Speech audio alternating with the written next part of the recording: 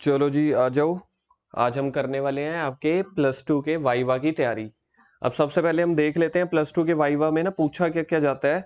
ठीक है, तो ये अब आपकी जो तैयारी है 20 मार्क्स की आपकी असेसमेंट लगा लो या एक्सटर्नल लगा लो, 20 मार्क्स की बोली जाती है ना। अगर आपको स्कूल में बोला जाता है तो 20 मार्क्स का आप इसको प्रोजेक्ट बोल लो, वाइवा बोल लो, जो भी है। अब जो आपका वाइवा होने वाला है स्कूल में सीबीएसई के अकॉर्डिंग बता रहा हूं मैं, 10 नंबर का या 12 नंबर का तो आपका रिटर्न होगा। 10 या 12 मार्क्स के आपके पास रिटर्न क्वेश्चंस होंगे। दो क्वेश्चन देते हैं वो जनरली। तो एक क्वेश्चन तो दिया जाता है आपको कैश फ्लो का और एक क्वेश्चन आपको दिया जाता है रेशियोज का। तो हो सकता है 5-5 नंबर के हो सकता है 4-4 नंबर, 5-5 के हो, 6-6 के हो, या 8+4 कुछ भी लगा लो। 10 नंबर का तो मिनिमम है ही, मैक्सिमम ये 12 नंबर का होता है। तो हम एक बार के लिए डिवाइड करके चलेंगे कि ये फॉर एग्जाम्पल 6-6 मार्क्स का है, तो 12 नंबर आपके हो गए ये। फिर आप एक बनाते हो प्रोजेक्ट। ठीक है, एक बनाते हो आप प्रोजेक्ट और एक साथ साथ में आता है आपका वाइवा का सेशन होता है, जिसमें से आपके पास क्वेश्चंस पूछे जाते हैं कैश फ्लो चैप्टर में से, रेशियो चैप्टर में से, या फिर जो बैलेंस शीट वाला चैप्टर है ना, फाइनेंशियल स्टेटमेंट, मेजर हेड, सब हेड। ठीक है, तो उसमें से पूछ लिया जाता है, क्योंकि वो जो है कंपनीज की, मतलब वो कंपनी अकाउंट्स है। कंपनी अकाउंट्स का मतलब है जो आपकी थर्ड बुक है ना, वो पूरी की पूरी कंपनी बेस्ड पे या पार्टनरशिप पे नहीं है। तो कंपनी के केस में कैश फ्लो भी बनता है, बैलेंस शीट का फॉर्मेट भी अलग है, कंपैरेटिव और कॉमन साइज भी बनता है। तो अगर टीचर अच्छा होगा आपके वाइवा वाला, जिसको आप कहते हो थोड़ा स्ट्रिक्ट होगा, तो वो कंपैरेटिव या कॉमन साइज के अभी मतलब कोई एक आध पॉइंट पूछ सकता है। वरना कैश फ्लो वो सबसे ज्यादा पूछेंगे, और रेशियोज 90%। 10% क्या है, फाइनेंशियल स्टेटमेंट के एलिमेंट्स पूछ लेते हैं कि बैलेंस शीट में मेजर हेड या सब हेड बताओ। तो आपको ये लेके चलना है। तो बाकी जो 8 नंबर है आपके प्रोजेक्ट और वाइवा सेशन के हैं, तो फॉर एग्जाम्पल मैं वैसे ही बांट देता हूँ। 4 मार्क्स का भी हो सकता है ये आपका, 3 का भी, 5 का भी, या 4 का भी ये वाइवा भी हो सकता है। मतलब टोटल ये 8 नंबर का। 12 नंबर का अगर मैं बोल रहा हूँ रिटर्न होने वाला है, और 8 नंबर का क्या होने वाले हैं आपके प्रोजेक्ट और वाइवा के। तो वाइवा में मैंने आपको मेनली ये बता दिया कि इसमें से पूछा जाएगा फैक्ट्स जो है, फ्रीक्वेंटली आस्क क्वेश्चन। सबसे पहला इनके पास रहता है ratios and cash flow. Ratio and cash flow के चैप्टर में से आप ये मान के चलो 80 से 90% क्वेश्चंस पूछे जाते हैं। तो इसका मतलब ये है कि अगर आप कैश फ्लो और रेशियो के जो पीछे वाले एमसीक्यूज या शॉर्ट, वेरी शॉर्ट क्वेश्चंस है ना, वो भी पढ़ के चले जाते हो, तो आपका 80 to 90% प्रॉब्लम सोल्व हो जाएगी जो आपसे उनसे वो पूछेंगे। सेकंड आपके पास बाकी पूछा जाएगा जो फाइनेंशियल स्टेटमेंट होती है ना, फाइनेंशियल स्टेटमेंट में बैलेंस शीट का फॉर्मेट है, पी एंड एल अकाउंट का फॉर्मेट है, या जो कंपैरेटिव वाले चैप्टर्स हैं, अगर उनका मन किया तो उसमें से भी ये पूछ सकते हैं कितना, फिर बाकी कितनी रेशियो रह गई, 10 से 20%, यही रहेगी ना। 80-90% तो आपके उन दो चैप्टर में से पूछे जाएंगे। तो अभी हम आज क्या करने वाले हैं, हम आज करने वाले हैं कैश फ्लो की तैयारी। आज हमारा मतलब मेन मकसद ही सिर्फ कैश फ्लो की वाइवा की तैयारी करनी है। तो आप मान के चलो ओवरऑल में से 50 से 60% सिर्फ कैश फ्लो पूछा जाता है। तो आज हम करने वाले हैं कैश फ्लो। इसके ऊपर देखो, ये अगर आपने नोट डाउन करना है तो कर लेना। मैं कुछ कुछ क्वेश्चंस लिखवाता चला जाता हूँ यहाँ पे, मेन मेन क्वेश्चंस। चाहे आप क्वेश्चन लिख लेना, आंसर आप अपनी लैंग्वेज में लिख लेना, चाहे रिकॉर्डिंग दोबारा सुन लेना, या जो भी मतलब जिस भाषा में भी आपको लिखना है कि हाँ चलो एक हिंट लिख लिए कुछ भी। तो ये अभी आपने बोला 10 से 12 नंबर वाले दो क्वेश्चन देखते हैं, हम्म। तो वो जब हमारा एक्सटर्नल होता है तब उनके सामने करने होते हैं उनके क्वेश्चन। सामने करने होते हैं, यस। तो जो वो आएंगे ना सीबीएसई वाले पेपर लेने, अब जैसे कई बार क्या होता है, मैं स्कूल के नेम तो कभी नहीं ले सकता, लेकिन चंडीगढ़ में क्या होता था, जो थोड़े से भी अच्छे मतलब स्टूडेंट जिनकी चलती है, आप ये लगा लो, या फिर जिन स्कूल वालों को अपने रिजल्ट की है, वो हमेशा 3 या 4 क्वेश्चंस बता देते हैं। देखो 4-5-6 क्वेश्चन तो हर स्कूल वाले बता देते हैं कि ये 6 क्वेश्चन हैं, इसी में से एक आ जाएगा कैश फ्लो का। 5 क्वेश्चन बता देते हैं, उसी में से एक आ जाएगा रेशियो का। लेकिन जो होते हैं बिल्कुल ही सिफारिश टाइप वाले बच्चे लगा लो, या जो मर्जी आप कॉम्बिनेशन बिठा लेना, उनको तो अपने 2 क्वेश्चन भी पता होते हैं कौन से आने हैं, क्योंकि मेनली ये स्कूल वालों के हाथ में भी होता है। ठीक है, स्कूल वालों ने बनाए होते हैं, फिर वो क्या करते हैं, जो सीबीएसई वाले आते हैं उसमें से उठा के दे देते हैं कि चलो ठीक है। अब इस बार जैसे सुनने को आ रहा है, ये लोग बोल रहे हैं कि प्रिंसिपल तक को भी नहीं पता इस बार इनके स्कूल में। तो हर स्कूल का मतलब अलग पैरामीटर है, कोई ऐसे कोई फिक्स रेशियो कुछ नहीं है ऐसे। तो मेनली आपको ये जरूर बता दिया जाता है कि ये 4-5 क्वेश्चंस कर लो, इनमें कवर अप हो जाता है। तो आप लोग अपने टीचर से कंफर्म कर लेना, क्योंकि परसों है एक इनके सीएम स्कूल वालों का। आपका भी तो अगर परसों है तो आने वाले कुछ ही दिनों में होगा, 2-4 दिनों में, 5 दिनों में। स्ट्रक्चर समझ में आ गया 20 मार्क्स के वाइवा का? ठीक है, अब जल्दी से हम रिवाइज करते हैं। हम आज करने वाले हैं सिर्फ और सिर्फ कैश फ्लो स्टेटमेंट का। तो पहला आपके पास पूछा जाएगा meaning of cash flow statement. तो सबसे पहला क्वेश्चन यही पूछा जाता है, meaning of cash flow statement. Cash flow statement क्या होता है? जब पिछले साल से इस साल में, मतलब पिछले साल की जो बैलेंस शीट बनी थी, समझ लो 31 मार्च 2020, और अब की बैलेंस शीट बनेगी 31 मार्च 2021, तो एक साल में कैश में कितना चेंजेस हुआ है? कैश में नहीं, कैश एंड कैश इक्विवेलेंट में कितना चेंज हुआ है। कैश फ्लो स्टेटमेंट क्या होती है? कैश फ्लो स्टेटमेंट होती है पिछले साल से लेके इस साल तक, यानी कि एक साल के अंदर अंदर किसी भी कंपनी के कैश या कैश इक्विवेलेंट में कितने चेंजेस हुई हैं। सेकंड क्वेश्चन आपके पास आता है, when cash flow statement is prepared. When cash flow statement is prepared. Answer मैं यहाँ पे नहीं लिखवा रहा क्योंकि मेरे को क्लासेस थोड़ी सी जल्दी लेनी होती है, तो आप आंसर्स अपनी मर्जी से लिख सकते हो, एक लाइन में हिंदी में, इंग्लिश में, नहीं तो याद कर लो। मैं वैसे ना ट्राई करूंगा कुछ ना आपके वाइवा के लिए तो नहीं, आपके जो फाइनल होने हैं ना, तो फाइनल में आपके 20 मार्क्स के एमसीक्यूज आने हैं और कुछ 7-8 नंबर के शॉर्ट, वेरी शॉर्ट भी तो आएंगे। तो आप ये लगा के चलो, वो 20 में 25 नंबर के नहीं नहीं नहीं नहीं नहीं, 25 नंबर का है। हाँ आप 25 की एवरेज लगा के चलो, आपके 25 के मतलब एक थ्योरी पोर्शन आएगा। लेकिन एमसीक्यूज में देखो 3-4 क्वेश्चन न्यूमेरिकल टाइप के भी तो होते हैं ना।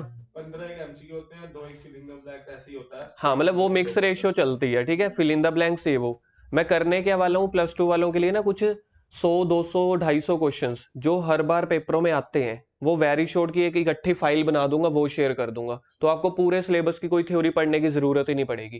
तो उसमें से देखो मैं गारंटी तो नहीं देता, लेकिन हाँ ये होता है कि जो पिछले पास्ट पेपरों में आ रहे हैं या जो मेरे एक्सपीरियंस के अकॉर्डिंग इंपॉर्टेंट है, तो हमें क्या होता है कि हर चैप्टर के हम 100-200 क्वेश्चन पढ़ नहीं सकते। तो मैं क्या करूंगा, कुछ ऑन एन एवरेज देखो आप लगा के चलो 200 से 250 तो बन ही जाएंगे। अगर हम दिन में भी 10-15-20 भी कर भी लें, और लास्ट में अगर आपको पता है कि एक ही जगह थ्योरी है, इसको अगर हमने 1.5-2 घंटे दे दिए तो 20-25 नंबर की तैयारी वहीं से हो जाएगी। तो वो मैं टाइम लगेगा, अभी बनाना शुरू करूंगा 1-2 दिनों में, मतलब तभी कह रहा हूँ वो मैं वाइवा के लिए नहीं बना रहा, वो मैं सिर्फ फाइनल पेपरों के लिए बनाऊंगा। हफ्ते से हफ्ता भी लग सकता है, 10 दिन भी लग सकते हैं, पर उसमें मैं एमसीक्यूज नहीं बनाने वाला। Short question, very short question, fill in the blanks, ऐसी चीजें। सेकंड क्वेश्चन है, when cash flow statement is prepared. Cash flow statement कब बनाई जाती है? At the end of the year. पिछले साल से इस साल तक एक साल में कैश में क्या चेंजेस हुए हैं, सॉरी कैश में नहीं, कैश एंड कैश इक्विवेलेंट में क्या चेंजेस हुए हैं, उसको हम रिकॉर्ड करते हैं, तो eight the end of the year बनाया जाता है। Question number 3, cash and cash equivalent. मान के चलो आप, अगर इस चैप्टर में से क्वेश्चन पूछा जाएगा ना, क्लास में अगर 50 बच्चे हैं तो 20 से लेके 25 बच्चों से यही क्वेश्चन पूछा जाएगा, define the cash and cash equivalents.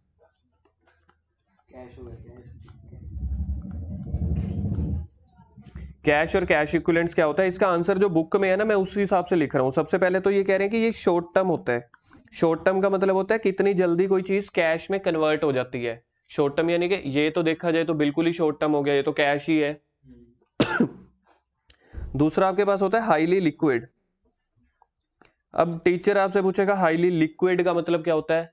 अब लिक्विड को वैसे तो ये देखते हैं ना पानी है ना, लिक्विड को अपन वैसे तो डिक्शनरी मीनिंग तो उसको पानी बोलते हैं ना, लेकिन कॉमर्स लैंग्वेज में या अकाउंट्स लैंग्वेज में लिक्विड का मतलब क्या होता है कि कोई चीज कितनी जल्दी कैश में कन्वर्ट हो सकती है। अब मेरे पास ये लैपटॉप है, ठीक है, मैं लैपटॉप को बेचूं और मेरे को जल्दी से जल्दी कैश मिल जाए। अब सोचो मैं आपको 2 ऑप्शन देता हूं, एक मेरे पास मोबाइल है, एक मेरे पास इलांटे मॉल मेरा है। सोचने में क्या जाता है,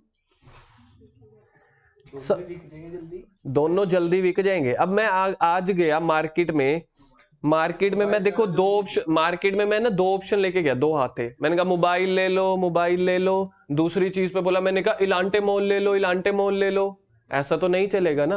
वो तो रेट पे प्रेफर करता है ना, अगर रेट ही उसका कम। चलो मैं एक नॉर्मल दुकानदार के पास गया, मैंने कहा भाई मोबाइल ले लो, 10,000 वाला मोबाइल 2,500 में ले लो, 2500 रुपए में। बंदा कहेगा यार ठीक है, कोई बहुत ज्यादा बुरा सौदा नहीं है, मैंने बोला इलांटे मोल है 500 करोड़ का, 400 करोड़ में ले लो, और मेरे को भाई ग्राहक भी तो ढूंढना पड़ेगा ना वैसे।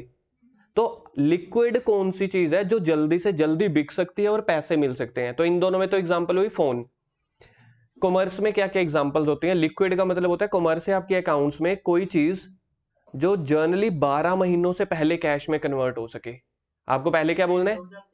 हाँ जी, नहीं, पेटेंट्स गुडविल नहीं होते, ये तो नॉन करंट एसेट्स है। मशीनरी भी नहीं होगी। जर्नली क्या होती है? करंट एसेट्स आपकी लिक्विड होती हैं। हाईली लिक्विड एसेट्स कौन सी होती हैं? Current assets. यस, मतलब करंट एसेट्स क्या होती हैं? करंट एसेट्स का मतलब होता है जैसे कि आपके स्टॉक हमें जल्दी से जल्दी बिक जाता होता है, ठीक है। ज्यादा से ज्यादा अगर नहीं बिक रहा तो सस्ते प्राइस पे बेच देंगे, थोड़ा सा पैसा तो मिल जाएगा ना। तो मुझे हुआ तो एक तरह से लाटे मोल भी स्टॉक नहीं, वो स्टॉक नहीं है, वो मेरी एसेट्स है, बड़े लेवल पे है वो। कभी मत बोलना बिल्डिंग और प्लांट और मशीनरी जो होती है आपकी वो एसेट्स होती हैं। स्टॉक ये वो चीजें हैं जो खत्म होती है फिर आ जाती है, खत्म होती है फिर आ जाती है। अब जैसे मेरा लैपटॉप का काम है, मेरे लैपटॉप बिक गए, लैपटॉप आ गए। लक्कड़ का काम है मेरा, लकड़ी का काम है, तो लकड़ी बिक जाती है फिर आ जाती है।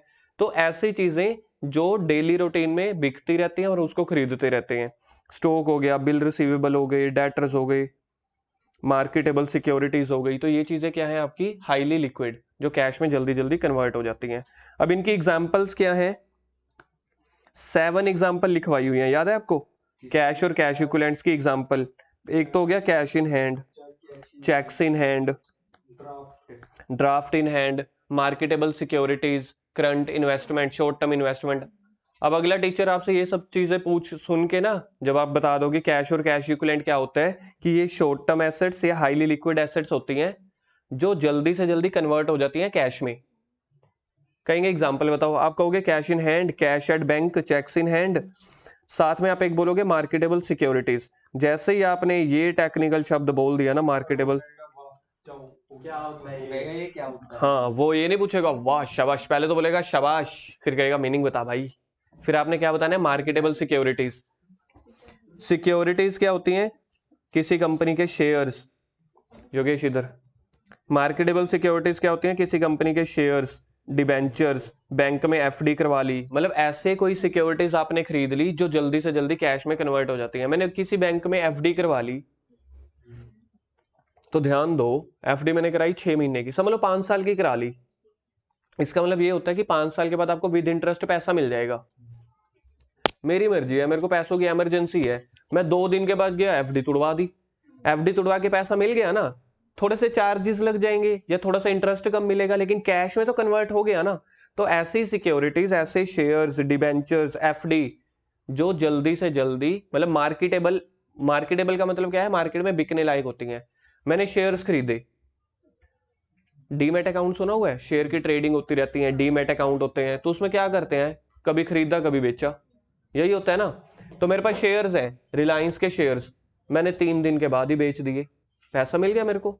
तो इसका डिबेंचर भी, इनकी भी मार्केट होती है, जैसे शेयर बेचते हो ऐसे ही डिबेंचर भी बेच सकते हो। तो ये होगी आपकी marketable securities. Question number 4, question number 4 क्या पूछा जा सकता है? Classification of cash flow statement. क्या क्या क्लासिफिकेशन होती हैं? 3 तरह से आप इसकी एक्टिविटीज को क्लासिफाई करते हो। एक तो operating activities, investing activities, financing activities. अब वो पूछेंगे ऑपरेटिंग एक्टिविटीज क्या होती है? अभी मैंने आपको समझाया था, जो रिलेटेड होती है किससे? रेवेन्यू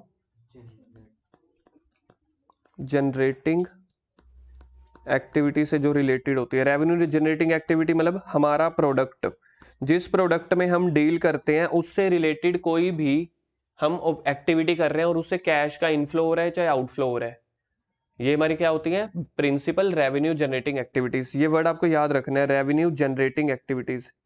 ये फ्रीक्वेंटिंग नहीं है, ये जनरेटिंग है, ठीक है। रेवेन्यू जनरेटिंग एक्टिविटीज से अगर कोई कैश इनफ्लो हो रहा है चाहे कैश आउटफ्लो हो रहा है, या फिर कैश एंड कैश इक्विवेलेंट में चेंजेस हो रहे हैं, तो उसको बोला जाता है, वो वाली एक्टिविटी को क्या बोला जाता है? Operating activity. Investing activity number 2, ये किससे रिलेटेड होती है? गलत, ये होती है non current investment. Non current assets या फिर non current investment.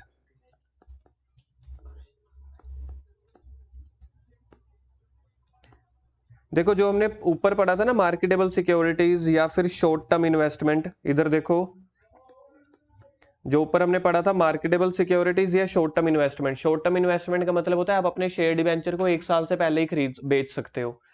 Non current investment जो है ना ये वाली, इसको आप 1 साल के बाद खरीद बेच सकते हो, तभी तो ये नॉन करंट हो गई।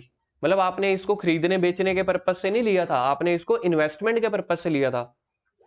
रिलायंस के ना मैंने टाटा के शेयर्स खरीदे, रिलायंस के बदले मैंने टाटा के शेयर्स खरीदे, लेकिन मैंने शेयर्स में ना पहले ही कंडीशन ये थी 3 साल से पहले आप इसको बेच नहीं सकते। तो मतलब मुझे मिनिमम 3 साल के लिए तो होल्ड रखने पड़ेंगे ना। तो देखा जाए ये शॉर्ट टर्म पीरियड है कि लॉन्ग टर्म, ये लॉन्ग टर्म है। शॉर्ट टर्म पीरियड ज्यादा से ज्यादा 1 साल होता है, 12 महीने। तो जो चीज आपने 12 महीनों से ज्यादा टाइम के लिए रखी, या फिर सेकंड एग्जांपल मैंने किसी कंपनी के डिबेंचर खरीदे 10 साल के, तो 10 साल वाली चीज करंट है कि नॉन करंट? नॉन करंट है, तो फिर वो इन्वेस्टिंग एक्टिविटी में आएगी। बाकी नॉन करंट इन्वेस्टमेंट क्या होती है? Non current assets, fixed assets होते हैं जैसे plant, machinery, land, building, goodwill, ये सब चीजें। तीसरा होता है 10 दिन भी हो जाए तो भी नॉन करंट होता है। यस, 12 महीने 1 सेकंड भी होता है। 12 महीने तीसरा होता है फाइनेंसिंग एक्टिविटी। अभी हम ना करंट एसेट और करंट लाइबिलिटी की बुकिश डेफिनेशन भी पढ़ेंगे, उसमें एक 12 महीने के बाद वाली कोई चीज होती है उसको भी करंट माना जाता है, वो करेंगे अभी, जो बुक के हिसाब से डेफिनेशन है। तीसरी होती है फाइनेंसिंग एक्टिविटी, ये किससे रिलेटेड होती है? लाइबिलिटी साइड से, शेयर कैपिटल या फिर फाइनेंसिंग एक्टिविटी किससे रिलेटेड होती है? नॉन करंट लाइबिलिटीज, ऐसी एक्टिविटी जिससे आपके कैश और कैश फ्लो में चेंजेस हो रहे हो, जो रिलेटेड हो शेयर कैपिटल से या लोन वगैरह से। ठीक है, ऐसी एक्टिविटी जिससे आपका कैश और कैश इनफ्लो, जब भी आपको ये फाइनेंसिंग एक्टिविटी, इन्वेस्टिंग कुछ भी पूछा जाए ना, कहीं मर्जी ये वाली बात तो बीच में अंदर मतलब फिट कर ही देना कि कैश और कैश इक्विवेलेंट में चेंजेस हो रहे हैं। मतलब अगर कैश और कैश इक्विवेलेंट में चेंजेस हो रहे हैं शेयर कैपिटल या नॉन करंट लाइबिलिटी से रिलेटेड आइटम से, तो वो वाली एक्टिविटी को हम क्या बोलेंगे? Financing activity. उसके बाद एक क्वेश्चन आता है आपके पास, question number 5, non cash items क्या होती हैं? नॉन कैश आइटम्स, हाँ जी, नॉन कैश आइटम्स। ये तो एग्जाम्पल है ना, सबसे पहले डेफिनेशन, मीनिंग। ना कैश आ रहा है ना जा रहा है, बस बुक्स में दिखा रहे हैं। नॉन कैश आइटम्स का मतलब होता है कि ऐसी आइटम्स में क्या हो सकता है? एक्सपेंस भी, इनकम भी, जिसमें कैश से रिलेटेड नहीं है, जो जिसमें मतलब रियल कैश सच में नहीं आ रहा जा रहा, लेकिन फिर भी प्रॉफिट में आपने उसको लिया हुआ है। अगर वो प्रॉफिट होगा तो आपने उसको प्रॉफिट में ऐड किया होगा, अगर वो एक्सपेंस नाम की चीज होगी तो आपने उसको माइनस किया होगा। तो नॉन कैश आइटम्स वो होती हैं, ऐसी आइटम जो प्रॉफिट में से तो ऐड या लेस हो चुकी होती हैं, लेकिन कैश फ्लो में लेस या ऐड उसको नहीं करना। क्यों? क्योंकि वो नॉन कैश है, ना उससे कैश आया ना उससे कैश गया। सुजल बता सकते हो फिर से नॉन कैश आइटम्स क्या होती हैं?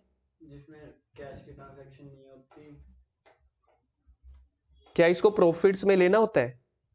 प्रॉफिट में लेना होता है। नॉन कैश आइटम्स को याद रखना, प्रॉफिट में तो कंसीडर करना होता है, कैश बैलेंस में कंसीडर नहीं करना होता। Example of non cash items, चलो मैं आपसे पूछता हूँ एग्जाम्पल ऑफ। कैश एक्सपेंसेस को तो इंक्लूड करते हैं हम, ऐड करते हैं क्योंकि उनको वो तो कैश में कर रहे हैं ना, ऐड कर रहे हैं मतलब पता है क्या होता है? हमने उसको प्रॉफिट में ना, नॉन कैश एक्सपेंसेस को प्रॉफिट में लेस कर रखा था। तो ये वाला चैप्टर बात करता है, कहते हैं प्रॉफिट वाली बातें तो अलग चैप्टर में करो, ट्रेडिंग एंड P&L अकाउंट वाले चैप्टर में या फाइनेंशियल स्टेटमेंट के चैप्टर में। मैं कौन सा चैप्टर हूं? मैं तो कैश फ्लो वाला चैप्टर हूं। कैश फ्लो तो होता ही नहीं है क्योंकि कैश फ्लो मतलब कि कैश फ्लो जब कैलकुलेट कर रहे थे तो नॉन कैश आइटम्स नहीं आती, एक्सपेंसेस को तो हम ऐड करते हैं कैश फ्लो। मैंने कहा नो कैश नहीं आती, या हो सकता है मैंने गलत बोल दिया हो, फिर से अपन रिपीट करते हैं, करेक्ट करते हैं इसको। नॉन कैश आइटम्स जो है, चाहे वो नॉन कैश एक्सपेंस हो चाहे नॉन कैश इनकम हो, प्रॉफिट कैलकुलेट करते हुए कंसीडर करी जाती हैं। प्रॉफिट कैलकुलेट करते हुए। इस चैप्टर में हम प्रॉफिट को नहीं कैलकुलेट कर रहे, प्रॉफिट को बेस लेके ऐड माइनस करके हम कैश बैलेंस तक पहुंच रहे हैं। तो जब आप कैश फ्लो का चैप्टर कैश बैलेंस को लेते हो तब नॉन कैश आइटम्स को ठीक कर दिया जाता है, मतलब कि उसको नहीं लिया जाता। तो आपने प्रॉफिट में से ना डेप्रिसिएशन को माइनस कर दिया था। जब हम प्रॉफिट कैलकुलेट करते हैं तो डेप्रिसिएशन तो मेरा खर्चा है ना, चाहे नॉन कैश खर्चा है, माइनस कर दिया होता है ना। तो मतलब वो जो प्रॉफिट पहुंचा है उसमें से एक ऐसी आइटम माइनस कर चुके हो जो नॉन कैश थी।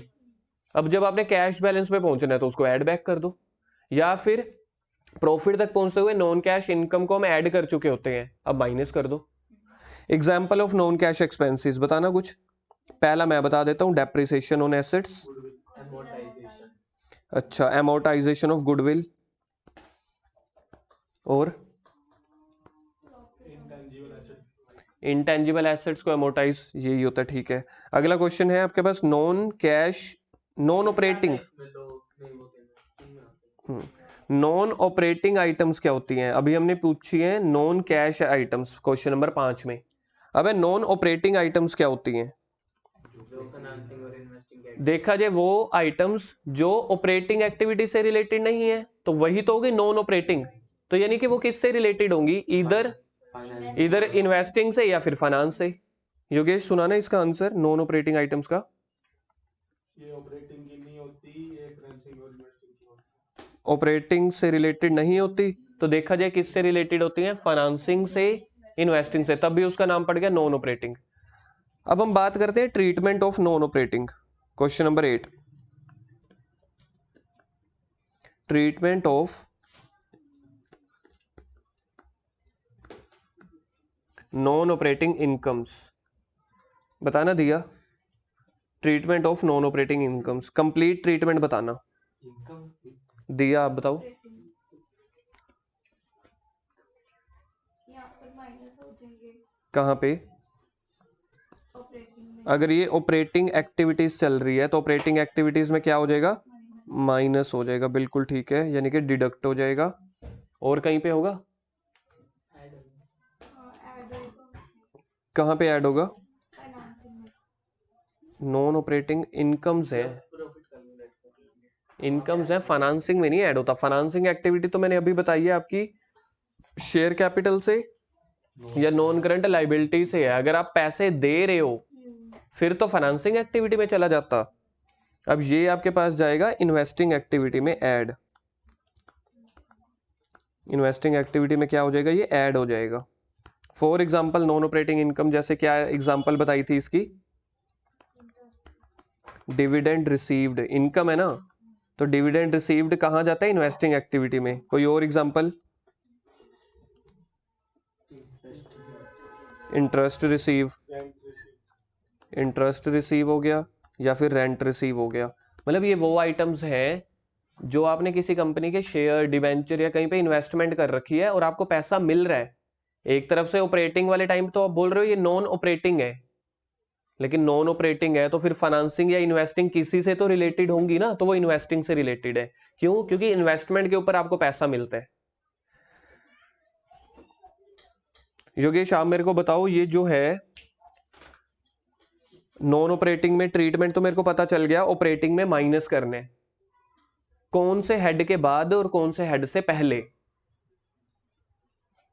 मतलब कैसे कौन नॉन ऑपरेटिंग इनकम्स है ना, इसको अपन माइनस करते हैं ना ऑपरेटिंग एक्टिविटी में, हाँ, लेकिन किसके बाद और किससे पहले। नेट प्रॉफिट आफ्टर टैक्स निकालने के बाद करते हैं। गलत वैभव, इसके ऊपर तो वैसे नॉन ऑपरेटिंग एक्सपेंसेस होते हैं, उसके ऊपर पीबीटी होता है। पीबीटी, तो पीबीटी में प्रॉफिट बिफोर टैक्स के बाद इसको आप क्या करते हो, माइनस करते हो, और operating profit before working capital changes से पहले माइनस करते हैं। तो बोलते हैं नेट प्रॉफिट आफ्टर टैक्स के बाद, आफ्टर टैक्स नहीं, बिफोर टैक्स के बाद बोलना था ना, नहीं तो चेंज हो जाता है। अच्छा जी, एक और क्वेश्चन पूछते हैं अपन। डिविडेंड जो रिसीव हुआ है, ये वाला डिविडेंड रिसीव हमने किस एक्टिविटी में इसको ट्रीटमेंट किया है, इन्वेस्टिंग एक्टिविटी में ना। डिविडेंड रिसीव को इन्वेस्टिंग एक्टिविटी में ऐड किया है। Dividend received by the financial company operating activity में आएगा, याद रह जाएगा ना। फाइनेंशियल कंपनी के लिए तो वो इसका प्रोडक्ट बन गया। अच्छा, एक और क्वेश्चन है आपके पास, मतलब वो प्रॉफिट में अगर आप सिंपल प्रॉफिट निकाल रहे होंगे ना तो वो उनमें ऐड कर दिया होगा, तो उसको अपने कुछ छेड़ना नहीं होता। वही वाई वगैरह है कुछ। हाँ टीचर को मत बोल देना कहाँ पे आएगा। यहाँ पे डाउट्स क्लियर कर लो। एक अपन डेमो वाइवा सेशन भी रखेंगे कल या परसों, बिल्कुल ठीक है। जो हमारे अकाउंट्स वाले सर हैं वो इनके फेवरेट हैं। आज और किसी सर का नाम लिखना था ना, वो उनका लिखा है। चल ठीक है, अच्छी बात है, अकाउंट्स में तो कृपा रहेगी। तीन बैठे होते हैं कि एक ही आता है कोई। अपने सर से बैठे होंगे। नहीं क्या गुड मॉर्निंग वगैरह भी करनी होती है कि बस हाँ एक डेमो सेशन रखेंगे अपन, थोड़ा वाइवा सेशन जहाँ आपका होने है। वो तो सब वैसे होता है। हाँ वैसे करना तो यही चाहिए, दिल तो मेरा वही है कि हाँ एक बार हम बिल्कुल प्रोफेशनलिज्म में देंगे, नहीं तो मैं अपना एक और, हम बहुत सारी टीम है भाई हमारे पास। ड्रेस कोड हाँ चलो, बैंक ओवरड्राफ्ट कोड पहले बताओ, बैंक ओवरड्राफ्ट किस एक्टिविटी में आने वाला है? Bank overdraft current cash and cash equivalent. Cash and cash equivalent में आता है। गलत, बैंक 7 आइटम्स कभी लिखवाया ही नहीं है। ये तो लोन होता है finance हाँ कैश और कैश इक्विवेलेंट, एक बार सुन लो, कोई दिक्कत नहीं है, सारे गलत जवाब यहाँ दे देना, अच्छी बात है, नहीं तो ये वाले गलत जवाब उधर मत दे देना। कैश और कैश इक्विवेलेंट में ये चीजें आती हैं, कैश और कैश इक्विवेलेंट में cash in hand, second cheque in hand, third cash at bank, अच्छा चौथा मार्केटेबल सिक्योरिटीज, पांचवा short term investment, current investment. Current investment ठीक है, और सातवां short term investment, draft in hand.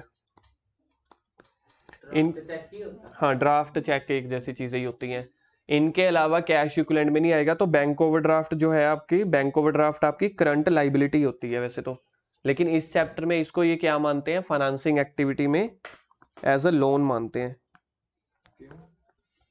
क्योंकि बैंक ओवरड्राफ्ट का मतलब होता है बैंक से लोन लिया हुआ है आपने, ये क्या है, लोन। बैंक ओवरड्राफ्ट देखो आज से 2 साल 3 साल पहले तक बैंक ओवरड्राफ्ट ना करंट लाइबिलिटी का पार्ट होता था। तो करंट लाइबिलिटी बताओ, करंट लाइबिलिटी बताओ कहाँ पे आती थी? करंट लाइबिलिटी ऑपरेटिंग एक्टिविटी में आती है, decrease in current asset and increase in current liability. तो करंट एसेट्स या करंट लाइबिलिटीज, देखो यहाँ पे कैश और कैश इक्विवेलेंट में आप एक क्वेश्चन में ना पक्का फंसोगे, अगर आपके टीचर ने पूछ लिया कैश ओ करंट एसेट्स कहाँ आएंगी, तो कैश इक्विवेलेंट में मत बोल देना, यहाँ पे करंट इन्वेस्टमेंट है। करंट एसेट्स तो ऑपरेटिंग में आता है, add decrease in current assets increase in current liability, तो करंट एसेट्स या करंट लाइबिलिटी ऑपरेटिंग में आता है। करंट इन्वेस्टमेंट जो है वो कैश एंड कैश इक्विवेलेंट में आता है। उन्होंने ये पूछा कि करंट एसेट ऑपरेटिंग में क्यों आते हैं बताओ। करंट एसेट ऑपरेटिंग में इस वजह से आते हैं क्योंकि ये हमारे वो रेवेन्यू जनरेटिंग आइटम्स होती है। करंट एसेट में क्या आता है, stock, purchases, sales, debtors, bill receivable, तो ये रोज आते हैं रोज जाते हैं, ठीक है, ये रोज आते हैं रोज जाते हैं, इसलिए जो आपकी करंट एसेट्स है वो रेवेन्यू जनरेटिंग एक्टिविटी होती है। क्या होती है, रेवेन्यू जनरेटिंग एक्टिविटी। और इन्वेस्टमेंट नॉन करंट एसेट से रिलेटेड है या नॉन करंट इन्वेस्टमेंट से, और financing non current liability, non current liability और शेयर कैपिटल। ये याद रहेगा। बैंक ओवरड्राफ्ट क्या है, ऑपरेटिंग एक्टिविटी के फाइनेंसिंग। अच्छा जी, एक आपको मैं चॉइस देता हूं, बैंक ओवरड्राफ्ट हमारा ना पहले साल था 20,000, अब मेरा बैंक ओवरड्राफ्ट हुआ पड़ा 35,000। बताओ कैश फ्लो स्टेटमेंट में इसकी क्या ट्रीटमेंट होने वाली है? फाइनेंसिंग में कितना ऐड होने वाला है या लेस होने वाला है? 15,000 ऐड हो जाएगा। 15,000 ऐड हो जाएगा, ये तो ठीक है, ये तो सब बता देते हैं। अब क्या बता दें? सांस लेने दो। कैश में भी यही है तो कैश फ्लो स्टेटमेंट में तो इतने ही होने वाला है, 20,000 से 35,000 हो गया, तो 15,000 ऐड फाइनेंसिंग में। चैलेंजिंग क्वेश्चन पूछ रहा हूँ, कैश फ्लो का नहीं है, जर्नल है वैसे। छुट्टी करो। अच्छा 5 बज गए हैं, फिर ठीक है। टाइम देख लिया था। अच्छा अच्छा फिर ठीक है। कैश फ्लो स्टेटमेंट में 15,000 ऐड हो जाएगा, बैलेंस शीट में कितने पैसे आएंगे? 35,000।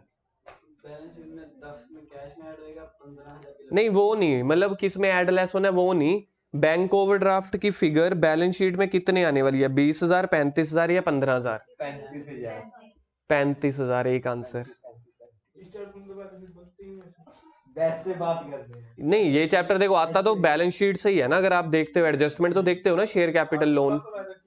तो वैसे बैंक को अगर आप ध्यान दोगे, जब बैलेंस शीट आपको दी होती है, ये दिया नहीं होता, ये ओपनिंग ईयर, ये क्लोजिंग ईयर, बोलने लगा था मैं दोनों ईयर के दिए होते हैं ना। तो क्लोजिंग बैलेंस शीट में कौन सी फिगर आने वाली है, 35,000, यानी कि हमने 35,000 रुपए बैंक को देने हैं। अच्छा जी, question number 10, cash flow statement का एएस बताओ। AS 3, accounting standard 3। और आपका वाइवा वाला टीचर पूछ रहा है अकाउंटिंग स्टैंडर्ड क्या होता है, वो बताओ अब। अकाउंट्स का स्टैंडर्ड क्या है? ये रूल्स होते हैं अकाउंट्स के जो पीछे से मतलब गवर्नमेंट ने पीछे से क्या कंपनी बना रही है? बुजुर्ग बना रहे बड़े बुजुर्ग नहीं बना के, अभी यूथ जनरेशन भी बना रही है। गवर्नमेंट बनाई है जो लॉ में लिखे हुए हैं। तो ये जो स्टैंडर्ड चेंज होते हैं ना, ये सीए लोग बनाते हैं। सीए जो हमारा सीए का इंस्टीट्यूट है ना, सीए का बोर्ड, ICAI, ये कोई भी बना सकता है, कोई भी सी ये देखो आपको बता रहा हूँ, सुन लो। ICAI है institute of Chartered Accountant of India. ये सीए की मतलब सीए का बोर्ड है, जैसे आपका बोर्ड CBSE है ना, हम जैसों का सीए का बोर्ड है ICAI। तो ICAI क्या करती है, या तो जॉब पे रखती है, या एम्पैनलमेंट देती है, या कॉन्ट्रैक्ट देती है, या अपनी एक कमेटी बनाती है कि अकाउंटिंग स्टैंडर्ड की एक कमेटी है। वो क्या करते हैं, वो कहते हैं कि AS3 है। AS3 को ना बिल्कुल डीप में देखो कि AS3 ठीक बातें कर रहा है, क्योंकि ये पूरे इंडिया की इकोनॉमी की सबसे इंपॉर्टेंट आइटम है कैश। मानते हो ना, कैश और कैश इक्विवेलेंट, मतलब बैंक बैलेंस भी आ रहा है, कैश भी आ रहा है। तो इसमें से क्या निकालो, लूप होल्स निकालो, जो भी इसमें वीकनेसेस हैं, तो वो सारे सीए की जो भी एक कमेटी है, 10 सीए की, 15 सीए की, वो बनाती है। फिर उसके बाद इंडिया में जितने सीए हैं, जैसे मैं हूं, सबके पास मेल आती है। तो अब आजकल जो जो अकाउंटिंग स्टैंडर्ड बन रहे होते हैं ना, तो उसकी भी मेल आती है मेरे पास, जो ठीक हो रहे हैं या बन रहे हैं। उसके ऊपर वो कहते हैं कि पब्लिक कमेंट करो। उसके ऊपर वो हमें बोलते हैं कि एज अ चार्टर्ड अकाउंटेंट आप ये वाले काम डेली बेसिस पे कर रहे हो कंपनीज के, तो आपको क्या कमियां लगती हैं जब आप बैंक में जाते हो या कंपनीज में जाते हो। तो हमारे ऊपर हमसे उनके ऊपर पब्लिक कमेंट पूछे जाते हैं। अब जैसे एक सब्जेक्ट होता है ऑडिटिंग। ऑडिटिंग का मतलब होता है कंपनीज के या बैंकों के जो भी बड़े बड़े जो भी हैं, उनके अकाउंट्स चेक करना, उसको बोलते हैं ऑडिटिंग। तो जो सीए में मैं फैकल्टी हूँ, मैं ऑडिटिंग की फैकल्टी हूँ। तो हम कंपनीज में जाते थे, जब मेरी आर्टिकलशिप चल रही थी बड़ी बड़ी कंपनीज में, उनके खाते चेक करने। बैंक में मैं जाता हूँ कंपनीज की ऑडिट करने, चेक करने। तो वो कहते हैं आपको इनका सबसे ज्यादा नॉलेज है, तो आप इनकी वीकनेसेस बताओ। तो ऑडिटिंग के भी अलग स्टैंडर्ड्स हैं। तो पिछले 2-3 दिन पहले मैंने उनके ऊपर मतलब अपने जो भी मेरे को इंप्रूवमेंट का स्कोप लग रहा है, वो मैंने भेजे ICAI को कि आप ये वाला पॉइंट कंसीडर कर सकते हो। ये तो अब 2-3 महीनों के बाद पता चलेगा। अब जो जिनके पॉइंट कंसीडर कर लिए जाते हैं, फिर उनको दिल्ली बुलाया जाता है। उनको मतलब वो क्या कहते हैं, आप उसको प्राइज लगा लो या कुछ लगा लो, या उनके नेम्स, सब कुछ वो चीजें की जाती हैं। अब अकाउंटिंग के लिए तो सब कुछ बहुत सही बना हुआ है, ऑडिटिंग के लिए अब उस पर मैंने अपना नाम डाला था। जो चीजें मेरे को लग रही थी पिछले 5-6 सालों से कि ये ठीक होनी चाहिए, उसके ऊपर मैंने अपने कमेंट्स डाले। तो हर सीए के पास ये आते हैं। तो जो AS है वो बनाते कौन है, हम जैसे सारे CAs बनाते हैं, तो जिन्होंने बनाए हुए हैं। तो अकाउंटिंग स्टैंडर्ड क्या है, रूल्स या रेगुलेशंस जो ICAI बनाता है पूरे इंडिया के लिए, वही उनको फॉलो करने होते हैं। अब वाइवा वाला सामने वाला टीचर पूछेगा क्या AS फॉलो करना मैंडेटरी है या ऑप्शनल, तो याद रखना ये आपके पास मैंडेटरी है। Indian Institute of Chartered Accountant of India, ICAI। Institution of Chartered Accountant of India. ओ का भैया जी बोला, तूने अभी बोला, मैंने तो सुना नहीं था। क्यों नहीं सुना? फिर अटेंटिव नहीं था, अटेंटिव। ध्यान से, बस 1 मिनट, रिकॉर्डिंग चल रही है, चुप हो जाओ 1 मिनट। लास्ट क्वेश्चन है आज का, क्वेश्चन नंबर 11, शगन हो जाएगा। कैश फ्लो स्टेटमेंट जो है ये कंपनीज ने बनाना होता है या पार्टनरशिप फर्म या सोल प्रोप्राइटर ने भी बनाना होता है? तो ये कंपनीज ने बनाना होता है, पार्टनरशिप या सोल प्रोप्राइटरशिप ने कभी नहीं बनाना होता, जो कंपलसरी है। अगर कोई बैंक वाला बोल दे, कोई रिक्वायरमेंट आ जाए, तो पार्टनरशिप वालों को भी बनाना पड़ जाता है, अदरवाइज कंपनी की। अब जो आपने प्रोजेक्ट बनाया है ना, आप अपनी प्रोजेक्ट के पीछे देखना, फाइनेंशियल स्टेटमेंट होगा ना, बैलेंस शीट, P&L, उसके पीछे कैश फ्लो स्टेटमेंट भी होगा। उनका मन थोड़ी कर रहा था कि कैश फ्लो स्टेटमेंट बनाए, पीछे कंपनीज ने मतलब MCA ministry of corporate affairs उन्होंने बोला हुआ था। डन। तो ये हमारी वाइवा की आज पहली क्लास है, इसके बाद आपकी 1 क्लास से 2 क्लास और लगेंगी, आपका वाइवा तैयार हो जाएगा। ठीक है, थैंक यू। क्लास है